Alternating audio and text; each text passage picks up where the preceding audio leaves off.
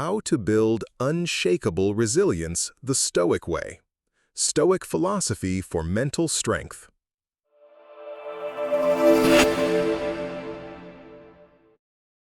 You may not control all the things that happen to you, but you can decide how you respond to them.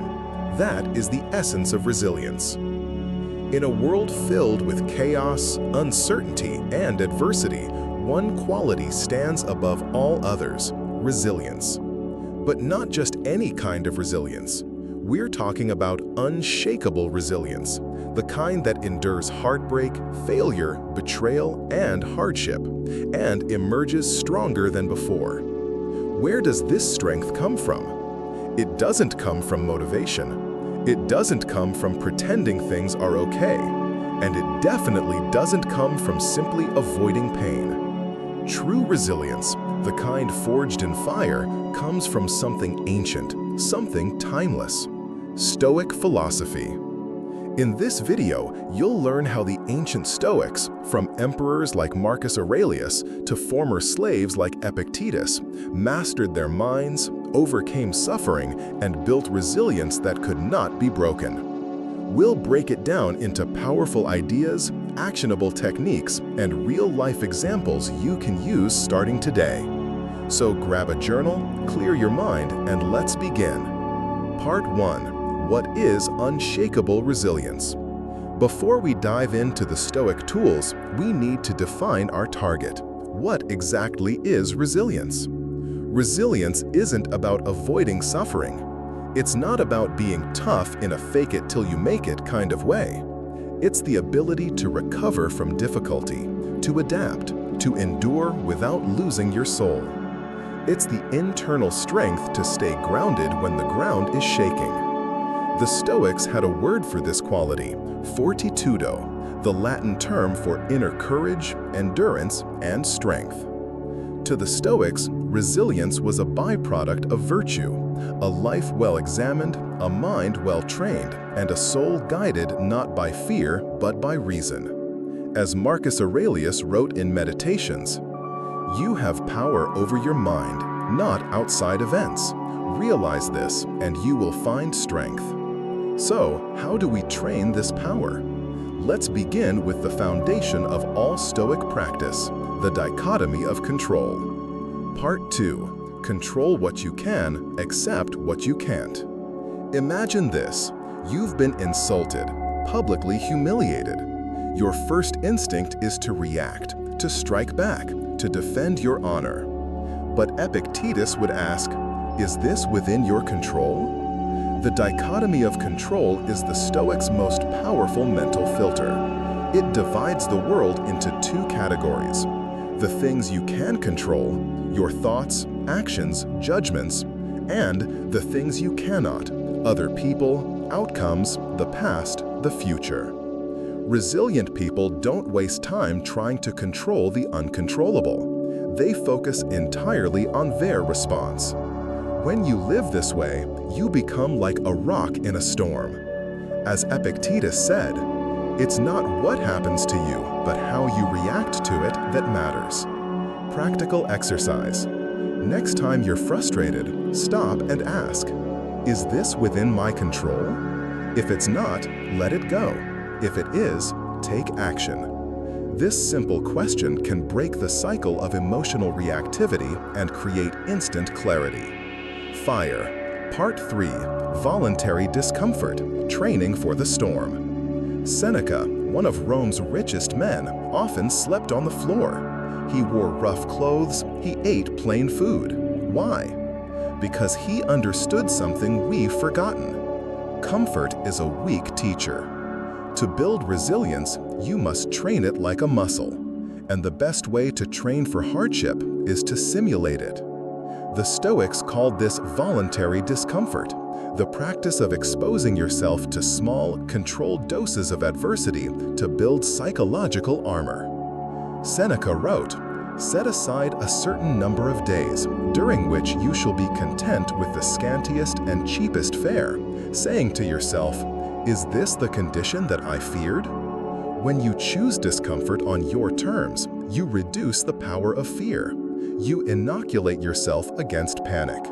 Modern applications: cold showers, fasting, digital detox, sleeping on the floor, walking instead of driving. These aren't punishments, they're practice.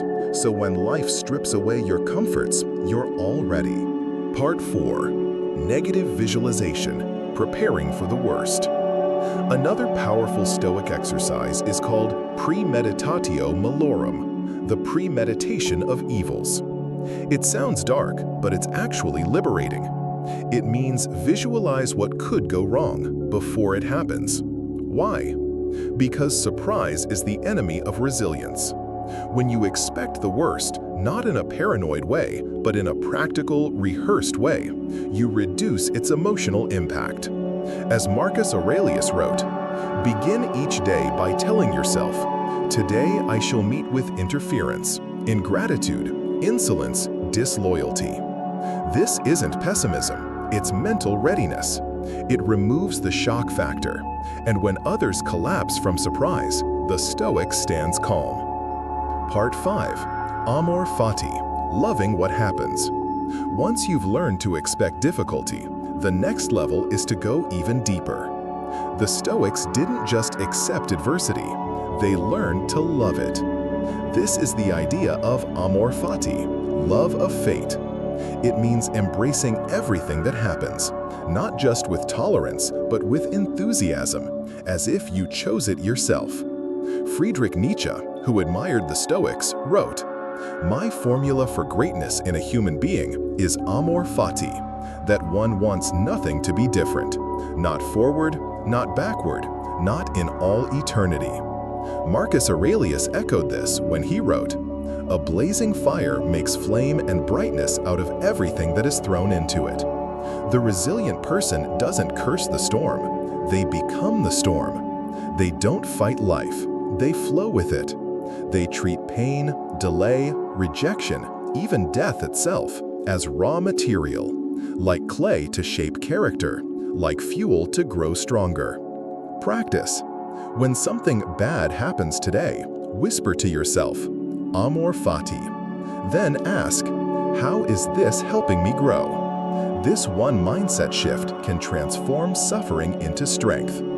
Part 6. Daily practices to build Stoic resilience. Resilience isn't something you have or don't. It's something you build day by day. Here are 5 powerful Stoic habits to incorporate into your daily routine. 1. Morning reflection. Begin each day with intention. Marcus Aurelius started his mornings by reminding himself of the trials he might face. Today I shall meet with meddling, ingratitude, arrogance. This prepares your mind. It's like putting on psychological armor. Note, try journaling in the morning. What challenges might I face today, and how can I respond with reason instead of emotion? 2.